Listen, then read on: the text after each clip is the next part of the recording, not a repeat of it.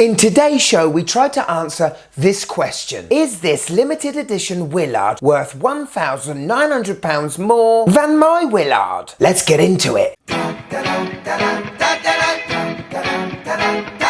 Welcome to the Mad Watch Collector channel, the show that does watch reviews a little differently. Now, by January the 3rd of 2022, I had already purchased my first watch of the year, and it was the reissue of the 6105 Willard, the SPB153. That watch has now become my favourite Seiko in the collection, and it gives me all the things I love about Seiko. The 6105 was a very important watch for Seiko. It was the first asymmetrical watch Seiko ever made, and in 1970 when it was released, with its shape and rugged aesthetic, as well as a good workhorse engine inside, the 6105 was a very popular watch. It starred in movies such as Apocalypse Now, and was on a lot of US soldiers' wrists back in the Vietnam War, and that was due to its reliability in heavy, damp, moist environments.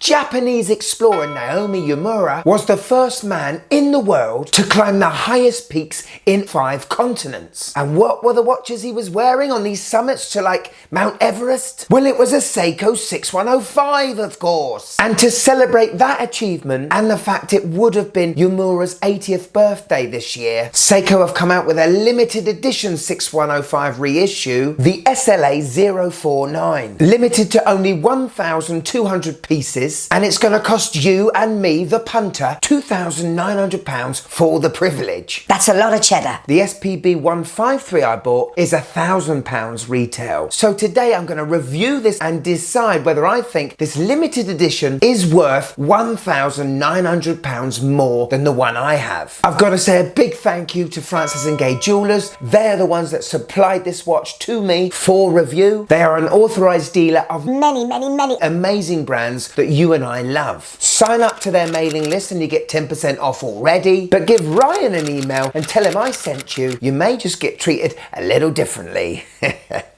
May get charged more. Are you limited edition ready? Let's go! So first of all, it's nice to know that when you spend £2,900, you get a different box to when you spend £300 on a Seiko. This watch is supplied with the bracelet and a rubber strap, but let's get it out and oh, look at this. I'm getting more dressier, refined vibes than the Willard I own. We've got a glossy bezel insert, as well as this beautiful beveling and sort of ridge that defines the polishing and the brushing, something I definitely don't have on my SPB153. This watch is apparently made of Seiko's ever-bright steel, but like my Willard, it is coated with Diashock to make it tougher. The brushwork on the top of this watch is immaculate, and the polishing is very special. It's that Seiko Japanese Ziratsu polishing, and that finish is better than my Rolex Explorer. Just holding the watch and moving it around, it does look and feel a little bit bigger than mine. The lugs look slightly longer for a start. I can already see that the date window position is different to my Willard. This one's at the 4:30. I don't like it. But what it does mean in low light, you're going to have some symmetry, which I do like. The overall colours of the dial and the bezel is beautiful. It's supposed to match the surfaces of the mountainous regions Yamura had to climb, which is pretty cool. For him it would have been bloody scary, but for us, cool.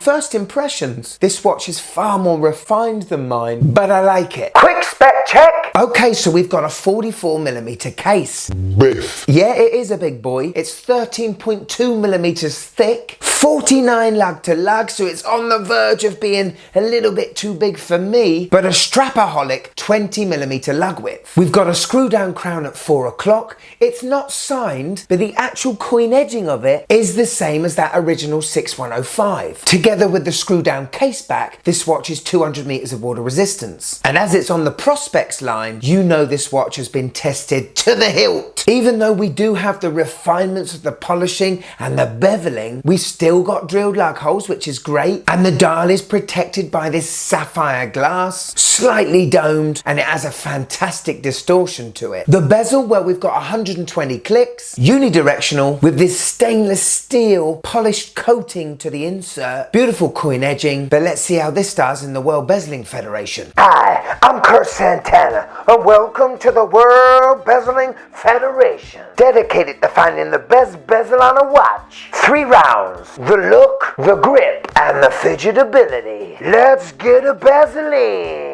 Okay, so this SLA049 has a beautiful coin edge bezeling to it. A sleek, polished stainless steel insert that reminds me of the sleek bonnet of my Corvette back in '72. This bezel definitely looks good. And on to the grip. How much purchase do I need for the first ratchet? This is 120 clicks, and it's your typical Seiko spongy onginess. It's got more sponginess than SpongeBob SquarePants' nuts. Pretty loose, but refined nonetheless. And on to the fidgetability. How much do I want to twist this bezel morning, noon, and night time? And the fact that it's so light means I could see myself twisting this bezel quite often. It puts the SLA049 on our leaderboard for 2022. Bye-bye, bezel lovers. Ooh. Yes, so it did not beat the SPB153, but it doesn't have the purchase or the ratcheting or the click enough to make me lose my shit. Here's a little sound of it. Just can't really get into it, you know? Can't really hear it. Whereas my Willard is a little bit more stiffer, and the clicks you can hear a bit more. Have a listen.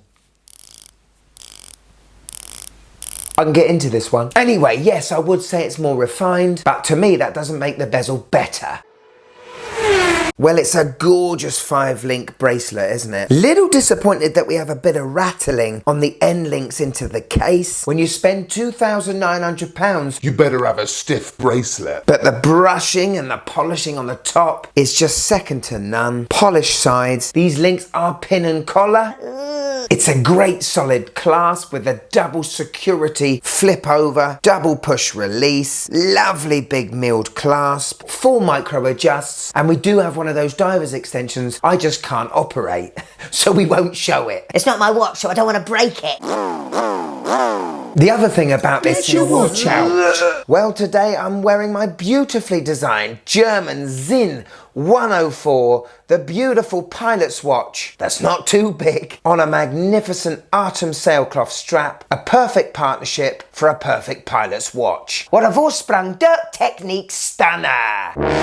Okay, let's look at the face. Dial time. Just wow, the texture of this thing is absolutely splendid. Never used that word before. Depicting the mountainous surfaces of Greenland. Well, it must have been pretty dark there. Because it is quite a darkish blue, but it's the sort of texture you just want to touch with your finger, you know? And that's one of the biggest selling points of this watch. We've got a silver minute track going along the outside of this dial, those beautiful 6105 applied markers, silver framed, silver printed Seiko below the 12, below the hand stack, the Professional Prospects logo, as well as automatic and divers 200 meters. How good would this watch have been if it didn't have that date window? I've got to give it credit. Yumura's would have had a date on his watch, and it probably would have been useful for him to see the date. It's in black, and I think that's slight missed opportunity. I think it should have been a dark blue to match the dial. It's an added complication without being the star of the show, and I think it works pretty well. That's weird, isn't it? Me saying that. I hate a date complication. The handset are these batons. They have the 2 facets to them. One is polished and one is brushed. I absolutely love the seconds hand, that red and loom lollipop. Overall though, an absolutely stunning dial. Seiko are and should be very proud of producing, and this is why we love Seiko. Could you just click that like button, please? It really helps the channel. Thank you.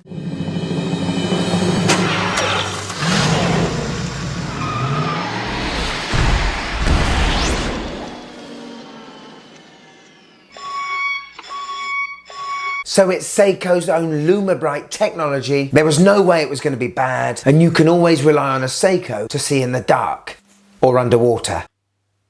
not me. Now, a big reason why this watch is a little bit more expensive, I say little, it's quite a lot more expensive, isn't it? More expensive than my Willard is the engine inside. Powering this limited edition is the caliber AL35. Sweeps away at 28,800 beats per hour, has 50 hours of power reserve, but it can lose 10 to 15 seconds a day. This movement is actually hand assembled in the Seiko studios of Shizuoka, where they make the Grand Seikos. And in fact, this movement is a Grand Seiko engine with a slightly less power reserve and slightly less decorated. You can't get an AL35 in any Seiko watch under £2,000, and this is regarded as their highest level sports caliber. Hello. On my 6.5-inch wrist, and this watch still wears pretty well, doesn't it? 49mm lug to lug, 44 diameter, but I still like it. I do think the head of the watch sits very well on my wrist, and the transition of the different finishings on the case makes the watch look thinner than the over 13mm thickness. Okay, so it comes to the point where I put my Willard up against this limited edition. Now, they made the SPB range slightly smaller than the 6105s, and it is quite deceiving the size when you put them up together. My Green Beauty only has a lug to lug of 46mm. It does look a little fatter, but it's not. I bought my Willard on sale at H. Samuel's for £700, and I think that's about the right price for mine. Inside the SPB153 is the 6R35. It has a whopping 70 hours of power reserve, but it only sweeps away at 21,600 beats per hour, which is the same sweep as the SNK809. With a 7S26 movement, you bargain budget Seiko. So one of the advantages of having a limited edition is you get a higher grade movement. The polishing and finishing of this watch is far better than my SPB153, but I do prefer tooly looking watches with as little polishing as possible. The crown is actually situated a little higher up than the limited edition, and I have to say operating mine is easier than the SLA049. The crown's a little bit bigger and it's easier to grip. I prefer the bezel of my SPB153. I prefer the matte stainless steel finish to the insert as well. The handset and the markers are far bigger than this refined SLA049. And for my personal tastes of a dive watch, you know, being really legible, the bigger the better, especially with my eyesight. I'm not getting any younger, you know. So I think I've come to the conclusion that I still would prefer if someone gave either watch to me for free. I'd still prefer my SPB153. After all, this is a reissue of a proper tool watch back in the day. There was no mirror-like finishing back then. And at a basic watch's pure form, I prefer a tool watch to a pretty tool watch. Now, what's my opinion to you? Is this limited edition worth £1,900 more than my SPB153? And my answer is yes, I think it is. This watch has not been cloned from the SPB range. It's a completely different case. It's longer, it's thicker. This has been reformed and reimagined from a specific watch Yamura wore on Greenland to Alaska. In fact, there's nothing from the SPB watch that has been pulled off the shelf and put into this limited edition. The handset, the applied markers, the amazing dial. This is a whole new, different watch that Seiko have only made 1,200 times. This is a very highly collectible watch, and don't you worry about it, they will be sold. And I'd like to put this in a bit of perspective for all those that can't buy your regular Rolex Submariner for £8 retail and have to pay 14 grand on the used market. I've got much more chance buying a watch that is only limited to 1,200 pieces, that in all honesty, in finishing and refinement, it does rival the Submariner. Then £2,900 doesn't sound a huge amount anymore, does it? That being said, I am quite content with my SPB153. It's the best green I've ever seen on a watch, on one of the best cases ever designed to go underwater, and I absolutely love it. I'd love to know your opinions and comments of this watch. The only thing this brand hasn't got going for them is the name Seiko, as everyone thinks you can buy a Seiko for about 200 quid. But I think that says more about how Seiko were undercharging for so much for so long. And for all us Seiko enthusiasts here, We're just starting to feel the pinch a little bit now, aren't we? Here it is, my wife's first impressions of the SLA049 plus the comparison of my Willard SPB153. Are we ready? It's very shiny. I like the dial. It's very blingy, okay? And then comparison with mine. Yeah, I prefer the green one. It's not as blingy. Short and sweet, but always a treat. Today's shot comes from Watch Gazette, and this is a beautiful picture of the legend that is the SKX009 resting on a lovely folded bit of rope in front of a lovely brown shoe. It's a very well thought shot, really making that watch pop out. Great watch, and thank you for tagging me in, my friend. If you'd like to be on the next Seiko showcase, all you gotta do, find me on Instagram here and tag me in on one of your Seiko posts. Because who knows, next time, the star of the show could be you. Thank you to all those that have watched till the end of this show. If you want to see more and you want to be part of the Mad Watch Collector channel, just click the members join button just there. You get a lot of extra bits that no one else gets.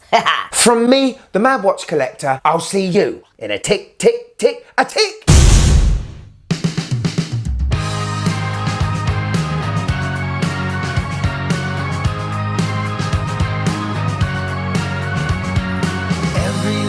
Second, every hour, every minute of the day. Always end up being